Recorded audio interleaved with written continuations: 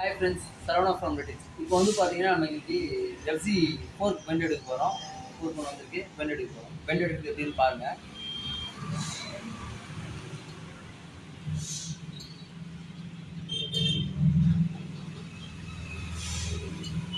இந்த ராடு வந்து பெண்ட் இல்லை. இப்போ பாருங்க, இந்த ராடும் பெண்ட் இல்லை. ரெண்டு ராடுமே பெண்ட் இல்லை. நான் ஃபோர்க் பெண்டுக்காக ஃபோர்க் பெண்டுன்னு எடுத்துகிட்டு வந்துருக்காங்க. ரெண்டு ராடுமே பெண்ட் இல்லை. ஓகேங்களா? பாருங்க ஃப்ரெண்ட்ஸ், இந்த சிஸ்டம் வந்து பார்த்தீங்கன்னா ஷேக்கு.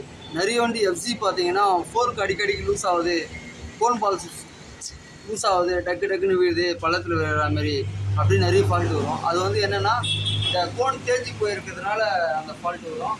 இப்போ நம்ம இதை கரெக்ட் பண்ண போகிறோம்.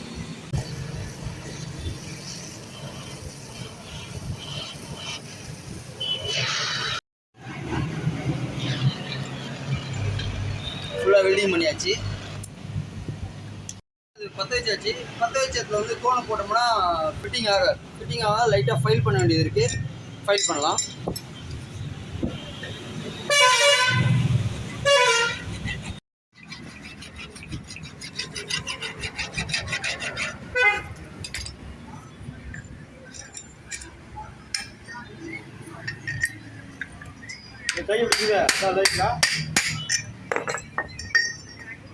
ஓகேங்க.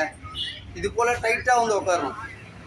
ஷேக் இருந்ததுன்னா ப்ளே அதிகமாக இருக்கும். அதாவது நம்ம வண்டி ஓட்ட சொல்ல பார்த்தீங்கன்னா வண்டி வந்து பள்ளத்தில் விழுற மாதிரி ஒரு ஃபீல் ஆகும்.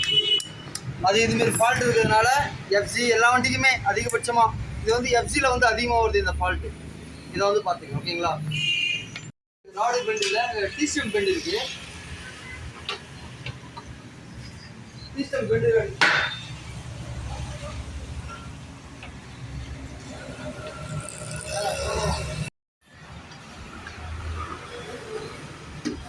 சிஸ்டம் மட்டும் பெண்ட் இருந்தது. சிஸ்டம் பெண்ட் எடுத்தாச்சு. ஓகேங்களா?